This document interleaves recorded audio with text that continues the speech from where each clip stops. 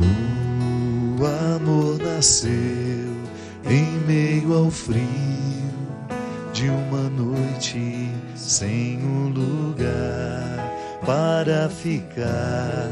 Desaconchego, sim, palhas pra deitar e ao seu redor os animais que ali moravam. Mesmo sendo rei, pobre se fez só por amor. Simplesmente amar é o que importa para quem quiser servir. Simplesmente amar É a condição maior, suprema do servir. Eis a verdadeira vocação. Simplesmente amar.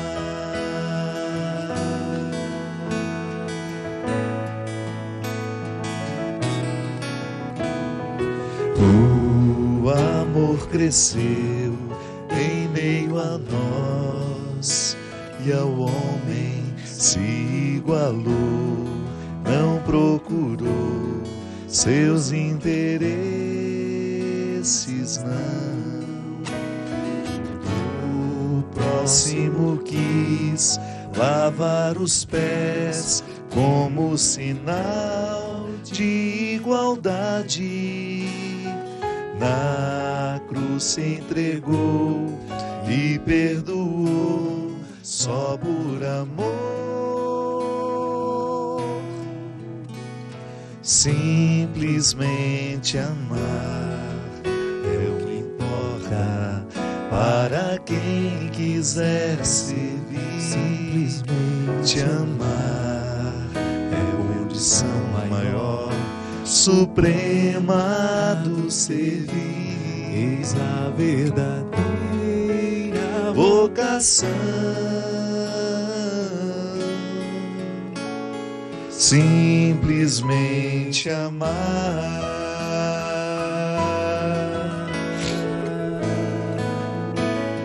Simplesmente amar.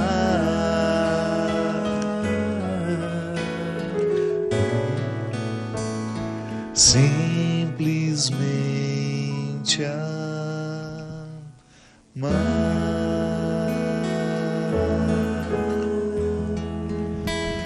Muito boa noite, nós estamos começando mais um programa Direção Espiritual nessa semana do Natal. Essa música eu me lembro, antiga, né? Boa noite, Jocélio, boa noite, João Paulo, que mais uma vez estão aqui comigo no programa Direção Espiritual, aqui de Brasília, né? Aproveitando para gravar esse especial de Natal. Muito obrigado. Eu me lembro quando ouvi essa música, eu não conhecia o Valmir ainda. Foi numa experiência que eu tive de estar com uma pessoa de São José dos Campos, que começou a me falar do trabalho do Valmir e cantou um trechinho dessa música. E eu me lembro que, ao ouvir essa canção, além de ter uma melodia lindíssima, né? Eu pude perceber que existia uma força profética nessa música. Porque eu particularmente tenho muito medo do cristianismo glamourizado. Já falei sobre isso aqui algumas vezes. Esse Cristo glamourizado, glorioso, é fácil segui-lo. O discurso que envolve o Cristo glamourizado, às vezes é até confortável. Mas quando nós paramos para prestar atenção no Jesus que nasceu em Belém, que é justamente as bases para a gente conhecer a glória do Cristo, porque quando nós falamos que Cristo é Rei, que vive glorioso, nós não podemos esquecer que esse Rei glorioso nasceu na simplicidade de uma gruta. Toda vez que eu vou a Belém, que eu tenho a oportunidade de estar lá na Galileia, experimentar a simplicidade do lugar que Jesus nasceu, me faz muito bem.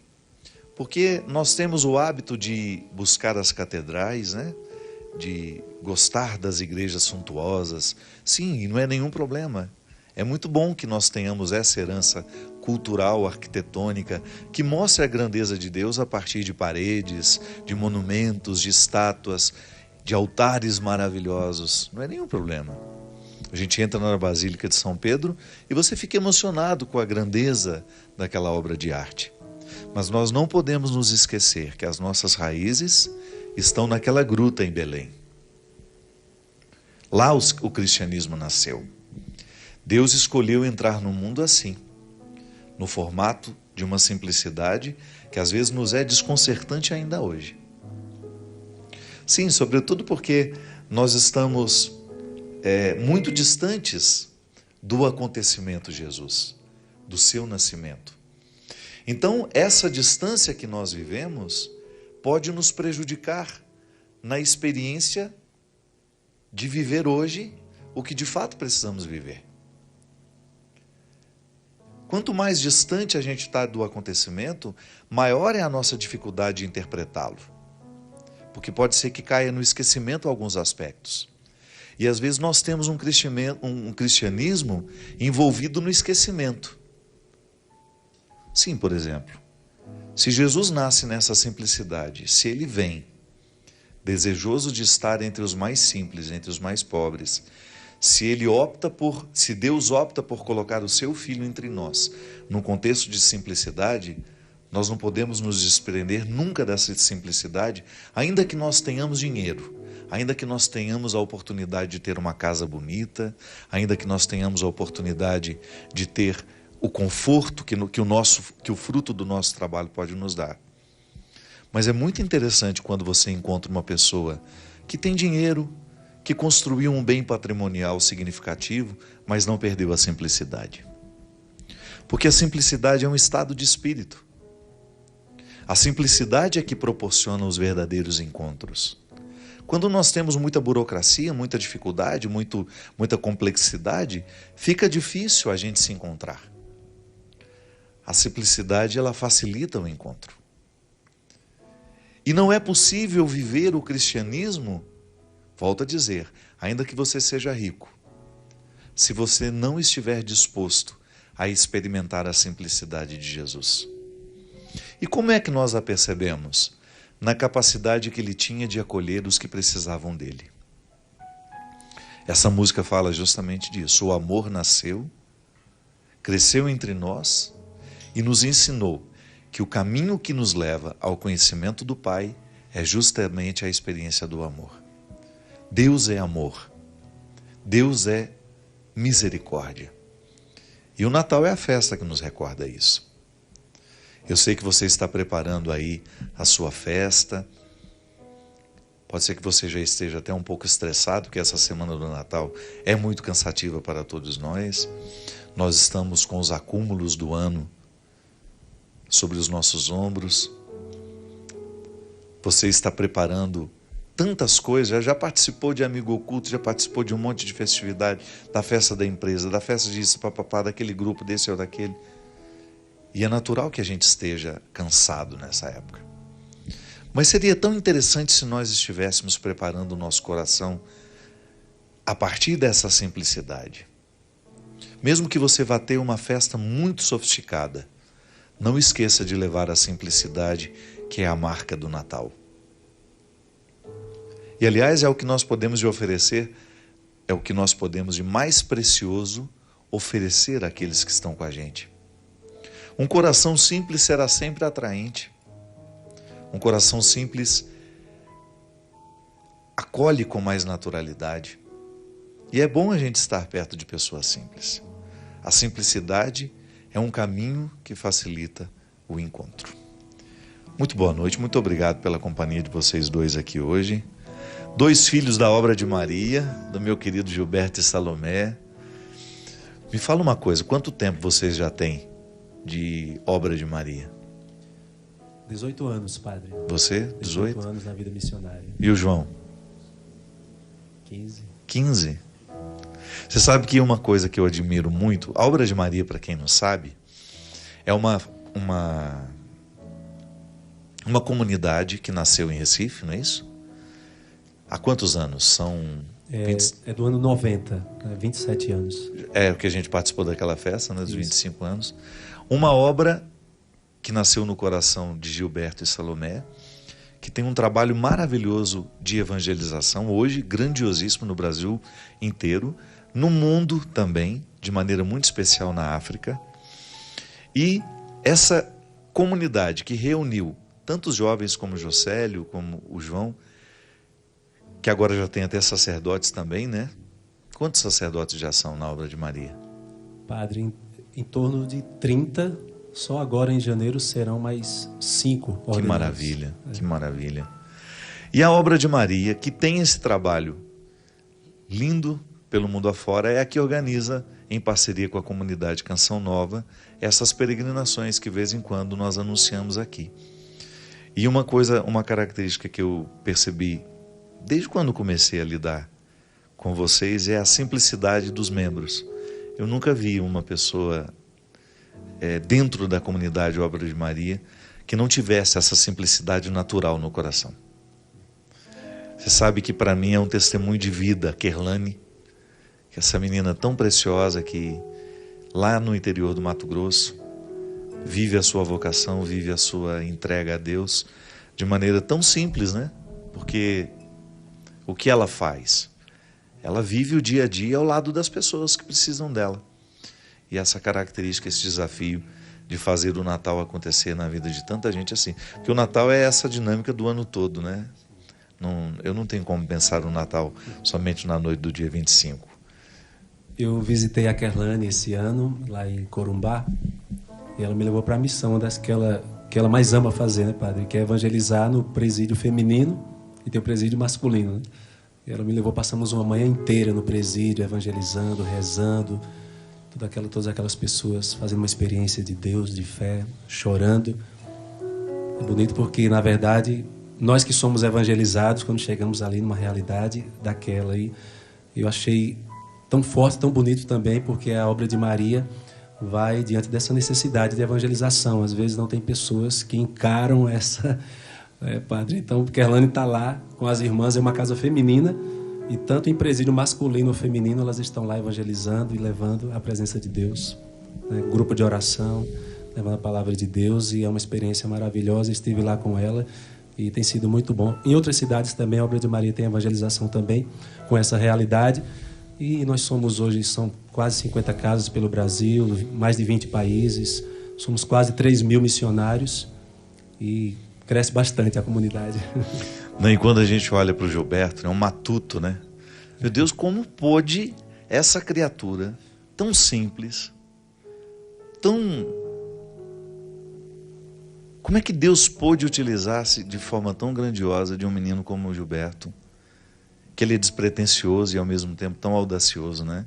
Porque ele tem essa simplicidade do Evangelho, mas ele também tem a ousadia. Isso aqui é interessante, porque às vezes quando nós falamos de simplicidade, dá a impressão de que nós estamos falando de um jeito de ser que não comporta a ousadia, e não é bem assim, né? A simplicidade como um caminho que facilita o encontro, mas a ousadia também como essa força que faz as coisas acontecerem. Gilberto, não conheço tanto a Salomé, mas sei que é uma mulher também muito ousada, de bastidores, né? A Salomé é mais da formação. Formação, da intercessão, da companhia dos filhos, nesse papel materno, espiritual. 3 mil filhos por aí. Já pensou? E Rapaz, e eu fiquei sabendo que Gilberto era casado tem pouco tempo, você acredita? Foi. Deve ter uns 2 anos que eu soube. Foi lá em Jerusalém. Casado, tem 3 filhos. Fabiana me disse assim, a filha do Gilberto aí. Eu falei, como assim, gente? Ele não é celibatário? Eu achava a minha vida inteira que Gilberto era um homem celibatário. Mas você sabe que para mim, a experiência de ir para a África, eu estive 2 vezes em Angola. Aliás, aproveito a oportunidade de mandar um grande abraço para o povo de Angola, Cabo Verde, Moçambique, onde a obra de Maria tem a missão e me proporcionou estar com essas pessoas que são naturalmente evangelizadoras, né? A simplicidade do povo africano, a beleza da alma africana me faz muito bem. Eu me lembro que quando eu estive na África, eu entendi Gilberto. E pude perceber como a opção do Gilberto tem de ser realmente radical. Não é possível. Eu acho que todo mundo que tem a oportunidade de ver aquela simplicidade, desculpe-me, aquela carência em todos os aspectos. A África é um continente marcado pela carência, muito sofrido, existe muita dor ali. Para vocês terem ideia, a comunidade Obra de Maria está numa região do Moçambique que o Estado praticamente não dá assistência, né? Nenhuma assistência. Eles vivem no meio dos destroços da guerra.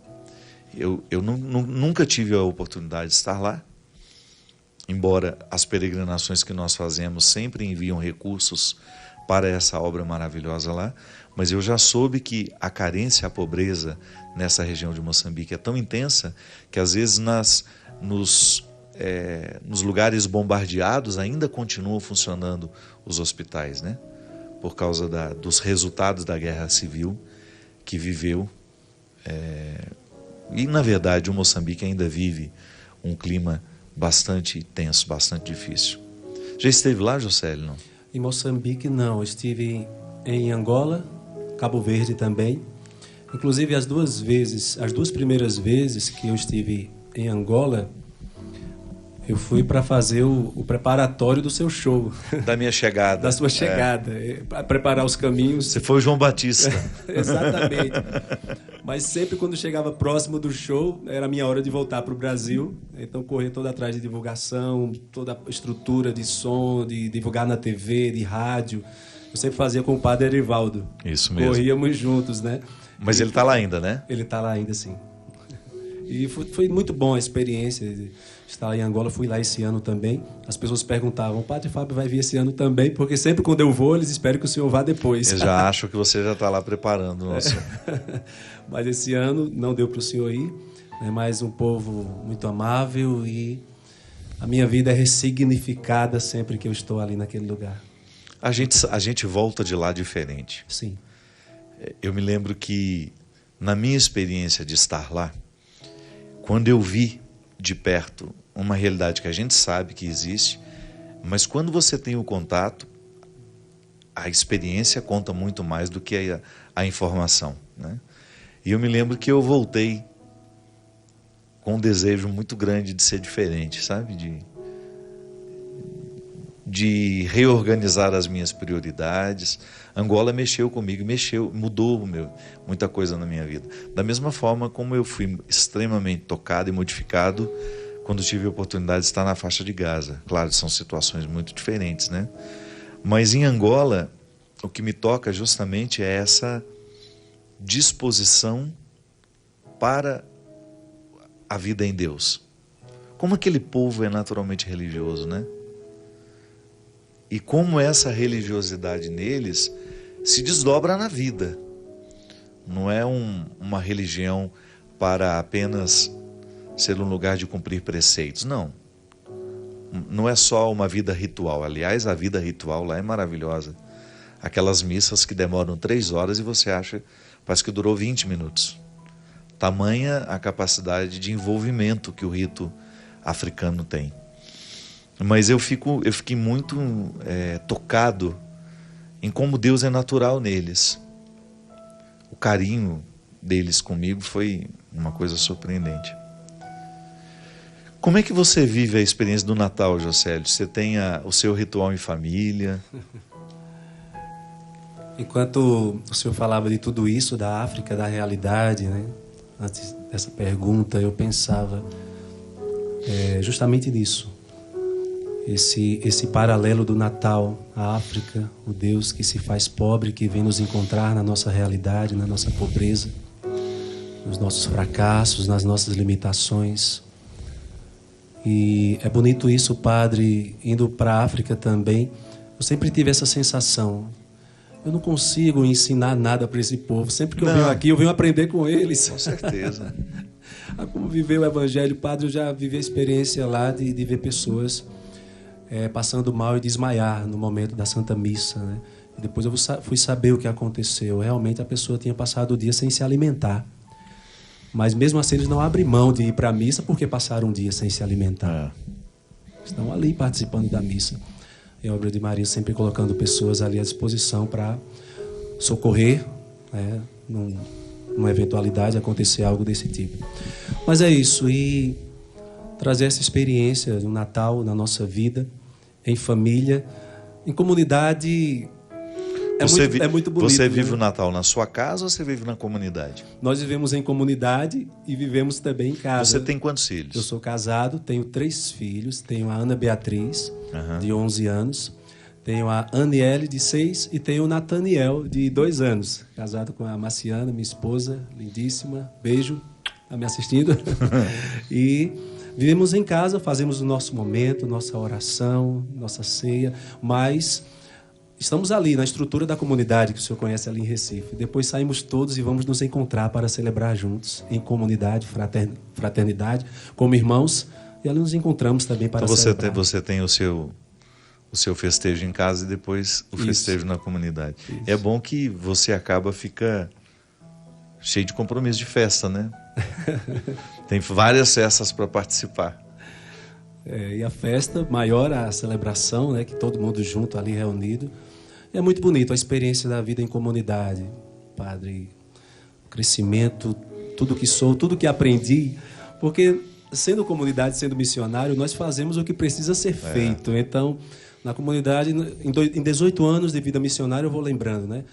Cuidar de casa de recuperação para dependentes químicos, já cuidei de animais, em rádio, em TV, mas também já fui jardineiro, né? Eu tive que fazer um curso de jardinagem para aprender a como cuidar das plantas. Então, de tantas coisas, de tantas realidades, e hoje eu olho e vejo, meu Deus, o que Deus fez comigo na vida missionária, como nós aprendemos, mas com a necessidade de evangelizar, que para mim esse evangelizar é o quê?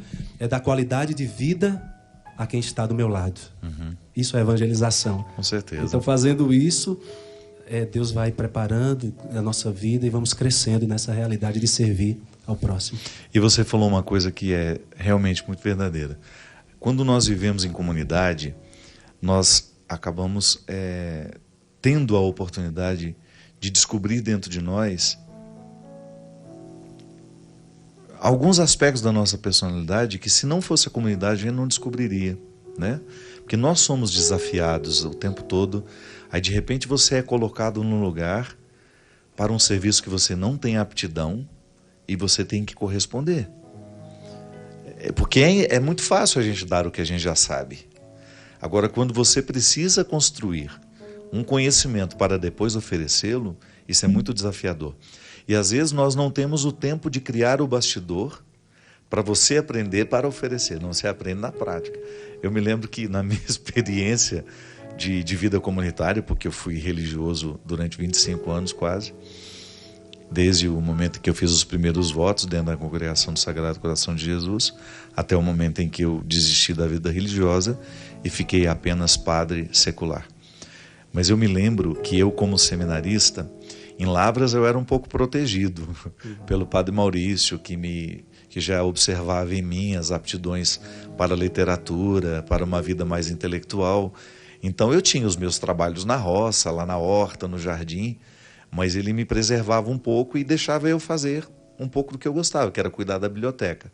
Então eu fui bibliotecário durante 2 anos. Um ano eu trabalhei no jardim e na horta. Fui um péssimo agricultor, mas de qualquer maneira eu fui.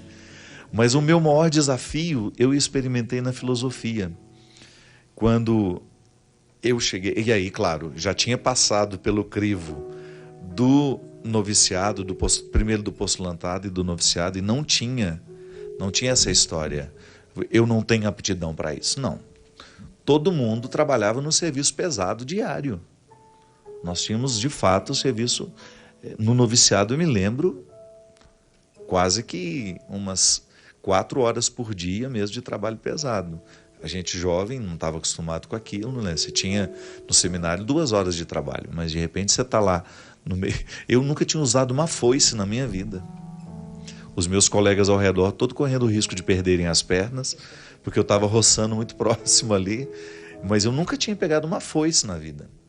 E eu me lembro que o meu grande desafio foi em Brusque, quando as funções vão sendo distribuídas e ninguém pergunta se você quer ou não.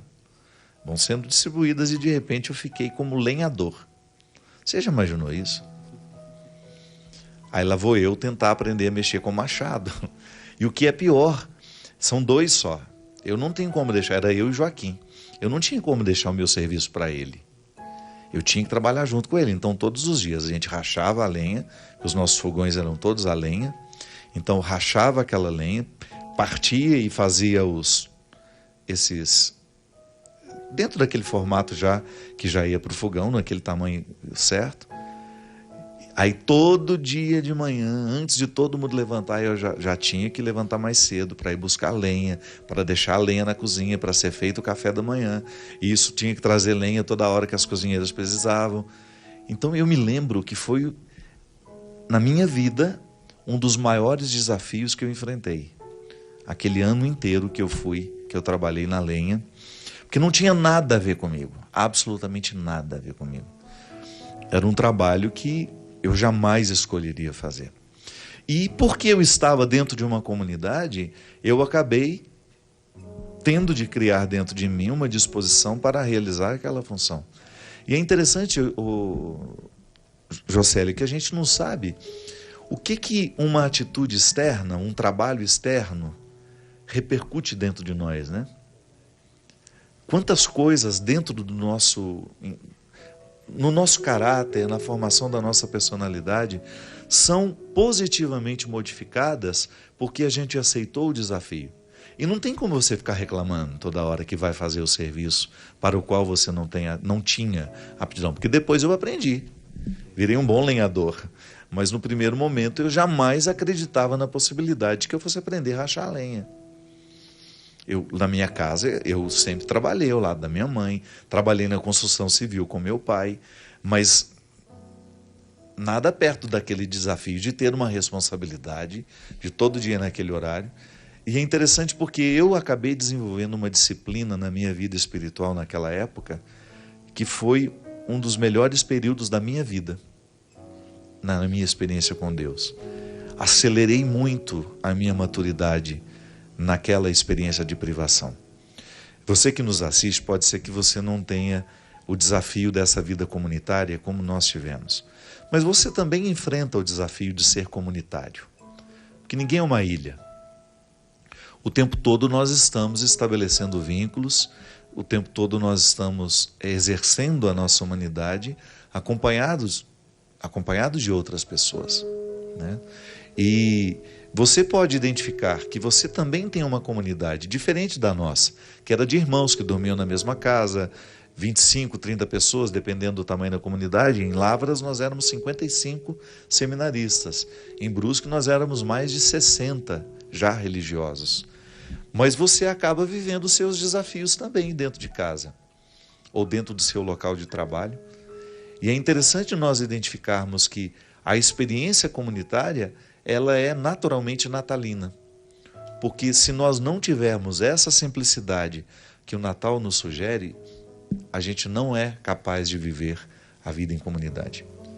E é extremamente positivo quando nós saímos dos nossos egoísmos e a gente alcança essa liberdade de poder servir o outro com o serviço, com o trabalho que a gente realiza.